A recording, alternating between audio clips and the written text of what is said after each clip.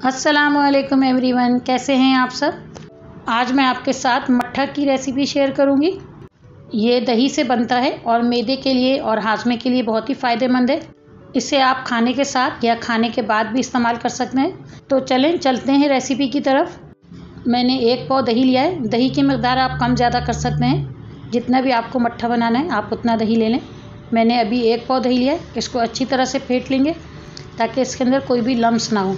अगर आप कोई हैवी खाना खाते हैं या बहुत ज़्यादा चिकनाई वाला खाते हैं, जैसे पाए हो गए, मगज़ हो गए, निहारी हो गई, बिरयानी हो गई, या इस तरह की कोई भी कटाकट वगैरह, कुछ भी हैवी या हलवा पूरी कुछ भी आप खाते हैं हैवी खाने, तो उसके बाद इसका 1 गिलास पी लें।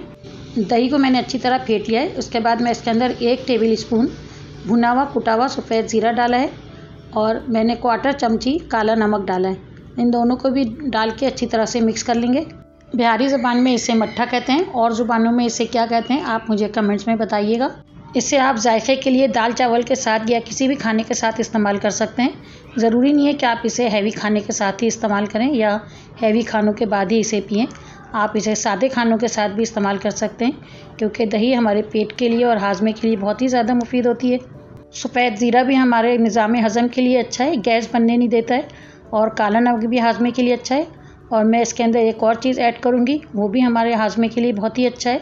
अब मैं इसके अंदर थोड़े से पुदीने को मैंने काट लिया है, बिल्कुल बारीक बारीक काटा है, या आप बिल्कुल बारीक पीस भी सकते हैं। मैंने इसे लेकिन बिल्कुल बारीक चॉप कर लिया। मैंने 1 टेबल स्पून पुदीने के पत्ते डालें, उसको भी आप अच्छी तरह से मिक्स कर लें।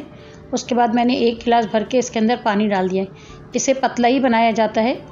अगर आपको मेरी ये रेसिपी अच्छी लग रही है तो मेरे चैनल को सब्सक्राइब कर लें और लाइक और शेयर भी ज़रूर कर दीजिएगा। इसे इस्तेमाल का तरीक़ा ये है कि आप इसे गिलास में डाल के या कप में डाल के इसे आप खाने के बाद पी सकते हैं, या फिर आप इसे खानों के साथ भी इस्तेमाल कर सकते हैं। आपको मेरी ये रेसिपी कैसी लगी है मुझे कमेंट्स में ज़रूर बताइएगा। तो मिलते हैं फिर अगली रेसिपी के साथ। अल्लाह हाफिज़।